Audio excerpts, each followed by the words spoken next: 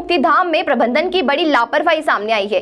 यहां एक ही token number 3 अलग-अलग परिवारों को दे दिया गया, जिसके चलते अस्थियों की अदला बदली हो गई। आरोप है कि एक परिवार की अस्थियां दूसरा परिवार लेकर चला गया। मामला सामने आने के बाद परिजनों ने मुक्तिधाम प्रबंधन पर गंभीर आरोप लगाए हैं।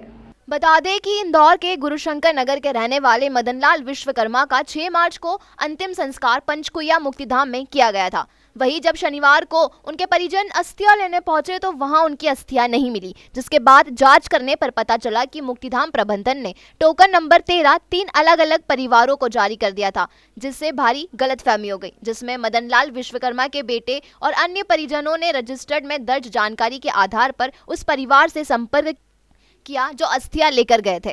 बताया जा रहा है कि नगर निगम की ओर से दी गई गलत अस्थियां लेकर वह परिवार खेड़ी घाट स्थित नर्मदा तट पर विसर्जन के लिए पहुंच चुका था। हालांकि अस्थि विसर्जन से पहले ही उनसे संपर्क हो गया, जिसके बाद वह परिवार बिना विसर्जन किए इंदौर के लिए वापस रवाना हो गए। इधर उनके पिता की अस्थियों के इंतजार में बेटे और अन्य परिजन घंटों तक पंचकुइया मुक्तिधाम में बैठे रहे। इस पूरी गड़बड़ी का कारण मुक्तिधाम पर तैनात नगर निगम के कर्मचारियों को बताया जा रहा है।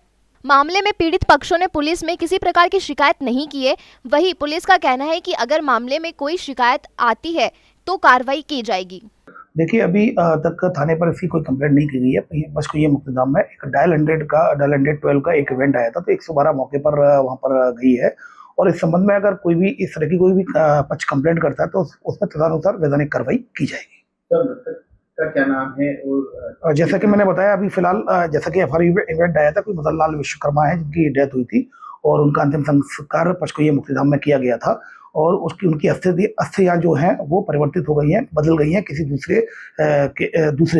दूसरे मृतक से, ऐसा उनका कहना था। ऐसा इवेंट आया था एफआरयू पे, एफआरयू मौके पर है। इस संबंध में कोई पक्ष अगर शिकायत करता है इसमें तो डेफिनेटली उसमें तदनुसार वैधानिक कार्रवाई की जाएगी। सर, परिवार को एक ही टोकन एक ही नंबर का दे दिया गया? अभी जैसा कि मैंने बताया, केवल अभी इवेंट आया है। इस संबंध में जो भी डिटेल होगी, जो भी एप्लीकेशन देते हैं, जो भी आवेदन देते हैं, उस पर वैधानिक कार्रवाई की जाएगी। जिस तरह की रिपोर्ट करते हैं उसी अनुसार वैधानिक कार्रवाई की जाएगी।